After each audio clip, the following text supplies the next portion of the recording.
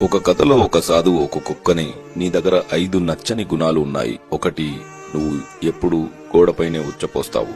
2, భిక్షగాళ్లను చూసి అరుస్తావు. 3, వెళ్తున్న వాహనాల వెంట పరిగెడతావు.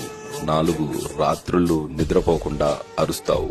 5, ఎవడు భోజనం పెట్టినా అది దొంగ వెదవైనా తోక ఊపుతావు. ఎందుకలాగా అని అడుగుతాడు. దానికి కుక్క, నేను గోడ మీద లేక ఎవరూ తిరగని చోటులో ఎందుకు ఉచ్చపోస్తాను అంటే, భోజనం భూమి పైన పెడతారు కాబట్టి ఆ ప్రదేశాన్ని శుభ్రంగా ఉంచాలని. భిక్షగాళ్లను చూసి ఎందుకు అరుస్తానంటే, కష్టపడి పని చేయకుండా ఎదటి వారిని ఎందుకు యాచిస్తున్నారని కోపంతో అరుస్తాను. వెళ్తున్న వాహనాల వెనకాల ఎందుకు పరిగెడతానంటే, అతి వేగంగా వెళ్లడం వల్ల ప్రమాదమే కాని ఎలాంటి ఉపయోగం ఉండదని చెప్పడానికి.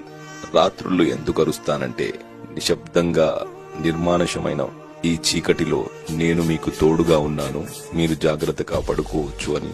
మనుషులు 9 మంది సహాయపడి ఒకరు మోసగించిన అందరి మనుషుల్ని ద్వేషిస్తారు.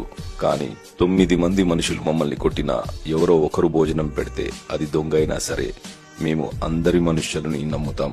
అది మమ్మల్ని మనుషులకు భిన్నంగా విశ్వాసానికి చిహ్నంగా చేసింది.